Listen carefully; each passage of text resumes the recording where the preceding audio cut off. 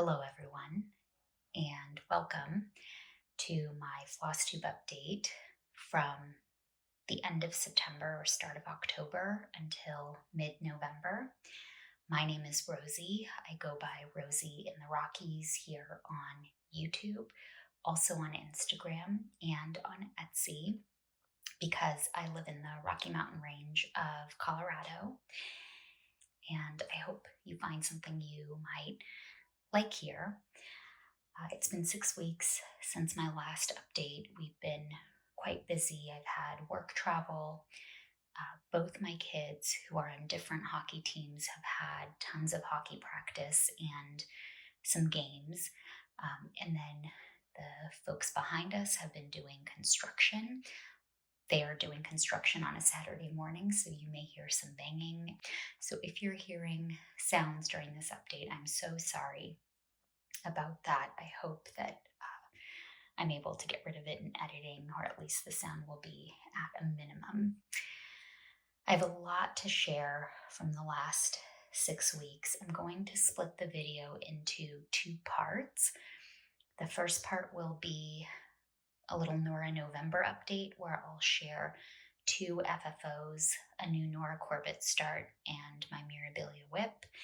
And then we'll switch over and talk about my samplers and parrot project. I have stitched quite a bit, particularly when I've been traveling for work because I'm stuck in a hotel room in the evenings. So lots to update you on. And let's get started with Nora November first. So in the first 2 weeks of November, I wanted to make sure that I FFO'd 2 Mirabilia whips, one of which is from the summer of 2024, so over a year ago. The first one is Petal Fairy, and hopefully I'm inserting some photos and videos. This piece I stitched on 32 count Melody by Fabrics by Stephanie. I really like how she looks like maybe there's a sunrise or a sunset behind her, and the light is peeking in through some pinkish clouds. So I really enjoyed stitching her on this fabric. And this frame is a $45 frame at Michael's, and I was able to pick up this frame during a 2-for-1 sale. I did frame it by myself, so if she's crooked, that's why. I did try my best with the pinning and lacing, and she is framed behind glass, which is why you might be getting some glare. I mostly frame behind glass because up here in the mountains, we get a lot of dust from outside, especially when we have the windows open and it's breezy or windy. And then we have 2 large dogs, huskies. So I just like to protect almost everything I stitch behind glass. And now I just need to find a place to frame her in our guest bedroom, which is also my office and my crafting room where my kids build their Lego. The second FFO is Australian Dragon. This was the 2018 Australia Mirabilia retreat piece that was posted for free a couple of years ago in one of the Facebook groups. I think it's the group that Mindy runs, Mirror Mirror on the Wall, maybe. I started this one at the end of 2024 and finished it in May of 2025, stitched on a piece of 32 count Alchemy by Picture This Plus. And I did switch some of the beads in, particularly the body of the dragonfly. The beads that were called for were green, and I felt like they just didn't match the rest of the piece given the fabric I selected. I talked about that quite a bit several videos ago. I'll link the video down below. I believe that Your Average Cross Stitcher also recently finished this piece and also switched out some of the beads. And this is again a Michael's frame. It's actually a one of those frames that has a mat for 2 5x7 photos, but it was under $20, and actually it was free because they were having a buy one get one free sale. And I bought the frames for this piece and the one I just showed, Petal Fairy, together. So I do think it looks a little bit childish, but the room it's going in has white furniture and is mostly white. And trying to do a dark frame didn't look right on this piece, I think, because the piece is darker. So I'm just going to leave it as is. I still need to lace up the back and then shove it in the frame and put the backing on it. So those were both of my Mira FFOs. And now let's get into the actual stitching I did during Nora November. So this is Nora Corbett's Magnolia. I don't see many people stitching her, but I fell in love with her because of this flower umbrella. Similar flower umbrella on Petal Fairy, which I just showed you, and Bluebell, the out of print chart that sells for a couple of $100s on eBay. I do own a copy of it that I paid way too much for. I will be stitching that probably after I finish this piece. What drew me to her, in addition to the flower, are the movement in her wings. She has a very similar kind of vibe to Petal Fairy. So here is my start. You can see I started right at her waist and then started working on the petals in her skirt on the right side. And of course I have some hanging threads. I am stitching this 2 over 2 on a piece of Picture This Plus Petals. This fabric is a white fabric with very pale green and pink modeling. I don't even think you can see it. Maybe you can see it very, very slightly. And I thought that would be a nice balance for this piece. I am realizing with this piece that 28 count is not my favorite. It's what I started stitching on when I switched over from Aida to linen about 1.5 years into stitching, and I have a lot of pieces of 28 count. I wanted to purchase 32 count petals, but my local needlework store, a stitching shop, and then 123 Stitch didn't have it. So I just chose the 28 count because I really wanted to start it. I will be stitching the skin 1 over 1. And what drew me to this piece is this cry neck, which you wouldn't think goes together, but it'll somehow come together on the piece. And also the beads. This piece does have quite a few beads, and I really like the colors, particularly the pinks and the green together. So I'm curious to see how it will turn out as I continue to work on it. And this is a very easy stitch because it's on 28 count and because there is quite a bit of block stitching. So I really appreciated having this piece in a couple of very dimly lit hotel rooms when I was traveling for work, and also a few evenings when I had been staring at a computer screen all day and my eyes were very tired. So we'll keep working on this one in 2026, and of course I'll keep showing you the progress. The other piece I worked on for Nora November is Mirabilia's Botanical Garden. This is my oldest whip now, because you'll see a finish in a second. And so moving forward, I will be working on this piece 7 days every month.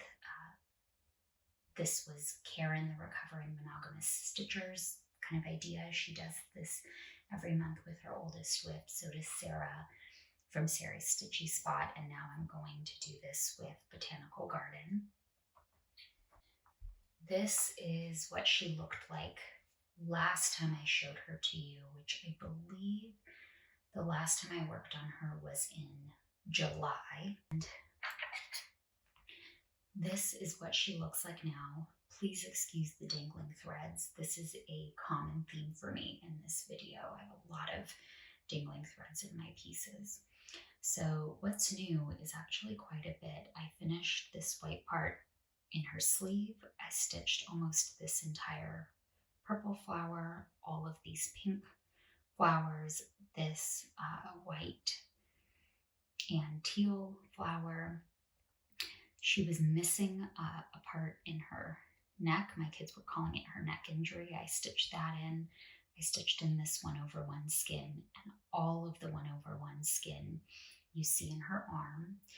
Now, because of the color of the fabric, she does have a little bit of a green tint in her skin, but from far away you can't tell. It's only close up. So I'm hoping it's okay that I'm doing a half cross for her skin. I prefer that to a full cross when doing 1/1. I think it looks a bit smoother. And I know that the difference between these two skin colors looks pretty stark, but I think from a distance and especially when all the back stitching and beads are in, it'll turn out okay. I'm stitching her on a piece of 32 count Capri by Seraphim Fabrics. I love Seraphim Fabrics. I have several pieces that I have stitched and will stitch on their fabric. I just think the modeling is really beautiful. The fabric is very soft. You can't tell because I don't iron until something's done, but the fabric is fairly easy to iron and get wrinkles out. And this piece is now 1 year old. I started it on November 8th, 2024, and I'll never forget that day because it was the day we closed on this house, our dream home. And we had planned to drive a couple of hours from the town we were living in to this town, but there was a major snowstorm. And so we were stuck at home. We were packing. We were anxious to get the keys, and I had the brilliant idea that instead of continuing to pack us up, that I would start a new project. And then it did not get very much attention because all this year I've been working on 2 other Miras. You saw Australian Dragon, and then I had a big mermaid, Renaissance mermaid, that I was stitching for a friend's birthday. So I'm just really getting into this one now, and I'm hoping to have a finish early in 2026 because I don't like to keep my whips going on forever. I stitch them because eventually I'd like to see them on the wall. So I love how she's turning out so far. My only stitching plan for the next several weeks is to try and get some more of her skin done, to get her hand done, and then maybe finish her neck and shoulder, so that the only 1/1 skin I have left in the new year is her hand down here. And with this one, she does stitch up pretty quickly as far as the full crosses go, so I don't think I'll have a problem finishing her anytime soon. And then I can hang her with Petal Fairy and Australian Dragon in my office, and this piece can remind me of how excited we were to close on this house, which my whole family loves so much. All right, that was Nora November. Let's switch gears now to my other projects that I stitched throughout October and a little bit in the last week. I have a finish. I finished my, at the time, oldest whip, and I don't have a cover photo because it was an online PDF, so I'll insert some photos. This is Twisted Band Sampler by Northern Expression Needlework. I did a color conversion from green to blue to look like the Alpine Lakes of Colorado. And when I post this finish on Instagram, I will include all the DMCs that I used. And I'll also insert some photos of Alpine Lakes to give you a sense of my inspiration for this piece. This is what it looked like the last time I worked on it. I had a few more bands to do, and I did work on it in Sampler September. And this is what it looks like now. It's a very long piece. It's about either 10 or 12 by almost 20 inches. And as you can see, I did a graded stitch from a very dark, like evergreen green, all the way to a light pastel green, a comparable tone blue, and then to a very dark blue. The reason I stitched this project was I wanted to learn specialty stitches. I am stitching it, or I stitched it on a piece of 28 count Stonewashed, also by Seraphim Fabrics. And I think if I were doing this over, I might have chosen a similarly colored fabric with that was firmer, that had thicker threads and was less soft, because some of my stitches did turn out wonky because I'd never done specialty stitches before and had no idea what I was doing. And I always started on the left side, so if I gave you a real close-up, you would see that by the time I got to the right side of each band, my stitching improved dramatically for that type of stitch on that band. And on the left side, it's a bit more wonky. This may also pose a framing problem because my tension's more variable on the left side than on the right side of the piece. But overall, I am very happy with the piece. It contains, so every other band, the odd number bands are cross stitches, 2/2, and then the even bands include a wide variety of stitches, Smyrna crosses, rice stitches, eyelets.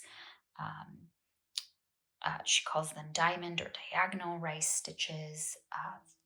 What is that fan stitch called? A wide variety of stitches.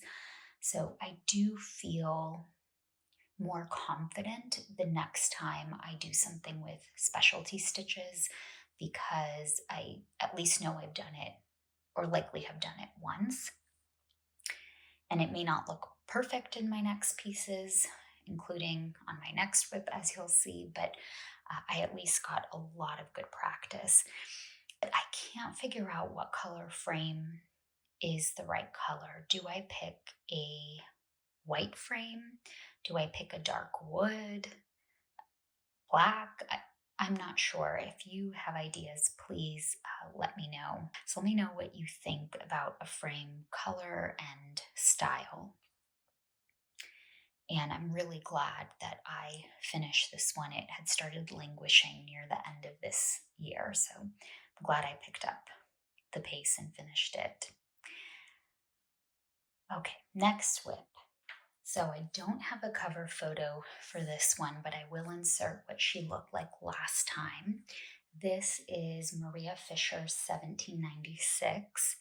It is an antique that I am reproducing, my second reproduction. And I'll tell you some of the reasons why I fell in love with Maria, but I've made a lot of progress on her. And in fact, she has been the primary project that I have wanted to stitch on and have been thinking about even when I'm not stitching. I'm reproducing her using 103 silks because the original was stitched with silks that look very similar to the sheen you get from 103. And I am stitching her on a piece of 40 count sewing box by Mason linen. I really, really like this linen. All right, so what have I done since the last time you saw her? I was working on this band, so I finished it up, did this entire alphabet row, this double flower band, this alphabet in eyelets, which I'll show you a close-up of in a second, this band, this Benjamin Franklin modified from Seneca quote, and this line of trees. I've also finished the entire border. And I'm not sure if you're able to see, but she really does glow and sparkle. So a few special things about Maria. She was 11 when she stitched this in 1796. This Ben Franklin quote is from a book he wrote that was distributed in the US and the UK in 49. And the idea is, choose a good life path and work at it, and you'll have a good time, essentially. Some of the special things. The top alphabet has an I and a J, separate letters, but the lowercase alphabet only has an I. And that is because the letter I was used for both I and J sounds until the very late 1700s, when the J started to come into fashion. So the fact that Maria has an alphabet with a J and then without a J, I'd like to think that she was learning about the J, but maybe it wasn't as natural to her. It's a little piece of history. There are some specialty stitches. So this inner white border are all rice stitches, and then this border under the trees are rice stitches, which creates a nice texture. And then this alphabet here are all eyelets. Now I will show you a close-up, but this is the second piece I'm stitching eyelets on. So hopefully the lighting is okay and you are seeing a good close-up of the piece. I'm not doing a great job of showing it to you. I might take a little video and insert it. The piece really does glow in person. I think it's really delicate. This border feels very romantic to me, and I'm just enjoying it so much. So the next section that goes in the bottom half, Maria's name is at the very bottom, 1/1. And the S in Fisher is the long S. Again, another historical special thing. The S's were written differently. The long S that looks a bit like an F without the horizontal line was used in the middle, and I think maybe also at the start of words. And what we know as the letter S, this letter here, was used, I believe, at the end. And then in the center, there's this gorgeous 3-part cartouche with 2 birds on branches flanking a flower with enormous stamen. I had asked folks what they thought the stamen were, and I think the consensus is stamen. So I am really looking forward to stitching the bottom half of this piece. I'm also contemplating whether I should stitch just the 3 cartouches here as a separate little needle roll or drum, but haven't decided yet. A couple of people direct messaged me when I posted this piece on Instagram and asked when it would be released. I am hoping to have it done by mid to end December, but follow me on Etsy and here on YouTube and also on Instagram, and I will announce when it's being released. And I will put her on 10% off sale for the first couple of weeks that she's on sale, and maybe some of you will enjoy her as much as I am enjoying her. I've been thinking about Maria a lot. I'll also say that I have narrowed Maria down to either 7 or 8 little girls in the UK. I think it's going to be very difficult to narrow it down further, but I am consulting with somebody who does some genealogy work at the university that I attended for graduate school, and hoping that maybe she'll be able to help me narrow it down a little bit further. So that is Maria, and I am having a great time with her, and I hope you like how she looks as well. I love her. All right. Next whip is Martha Walmsley by Hands Across the Sea Samplers. I'm stitching her in DMC on the called for 40 count Tabbycat linen. This is what she looked like last time you saw her at the end of sampler September. I had finished the border and was really happy with how she looked. Let me show you what she looks like now because there has been tremendous progress. So here is Martha now. This entire floral motif in the blue vase is new. These flowers are new, and I have just started the bird here. You can see this darker pink is the top of the bird's head. I spent a lot of time working on Martha. Part of that is, as I've mentioned on this channel before, I feel like Martha is my therapist. She helps me work through worry and work stress and concerns for the world and my family. But the other reason I made a lot of progress on Martha is that my now 12-year-old, my youngest son, has been managing my stitching a bit. So he's always kind of been interested in different crafts Mom gets up to and asks lots of questions. He himself is a very crafty person. He's built several models of cars, like car models for adults to build. He has built himself. He does huge, several 1,000-piece Lego sets. He even draws and paints a bit.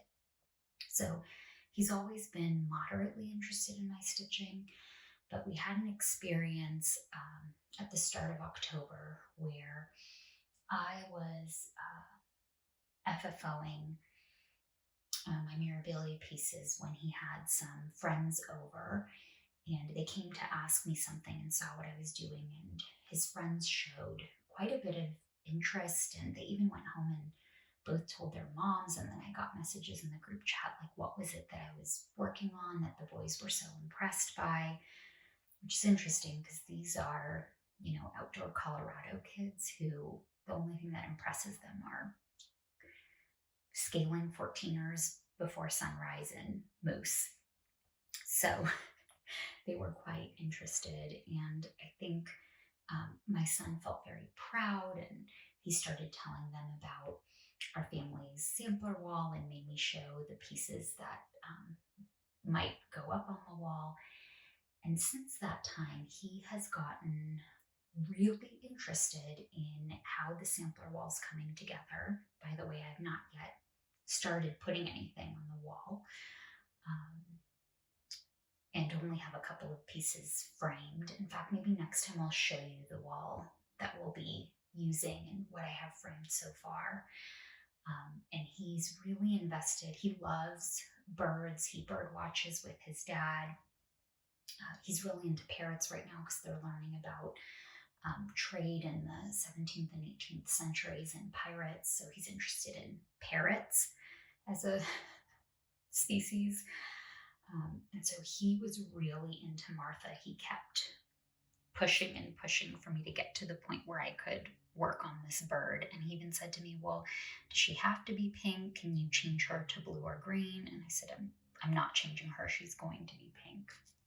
I'll show you the other bird piece he's pushing me on. So I now have a stitching micromanager who Kim said to me yesterday over chat that Contented Needleworker Kim said to me yesterday over chat that he's giving me marching orders.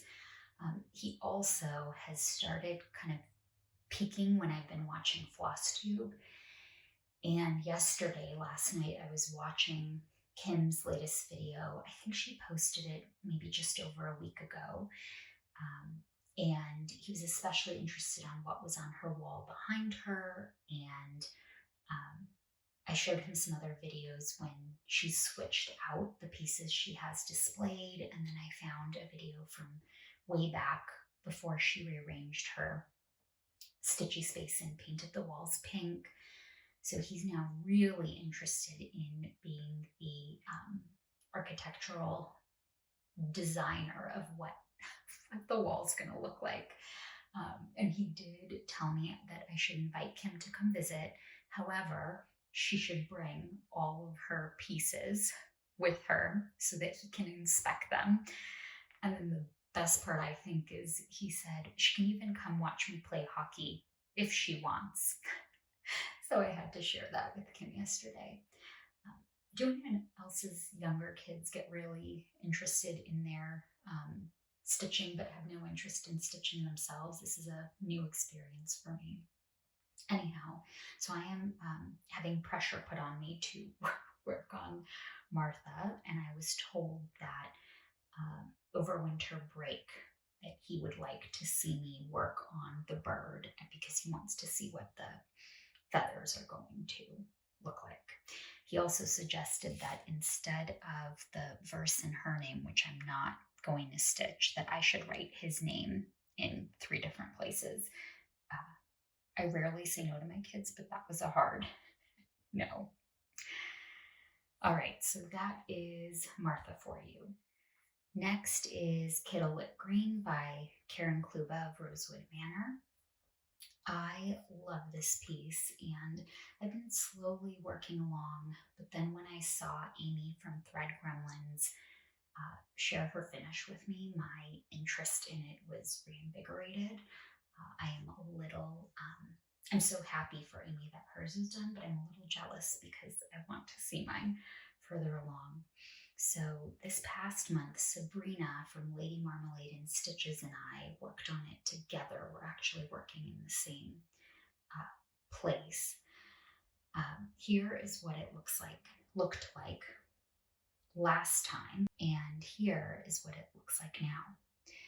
So Sabrina and I were both working on this house. I got the windows in, and I did what Aimee, again from Thread Gremlins, did, which is I fussy cut the floss to start a little bit darker on top and go a little bit lighter as if the sun was hitting the house.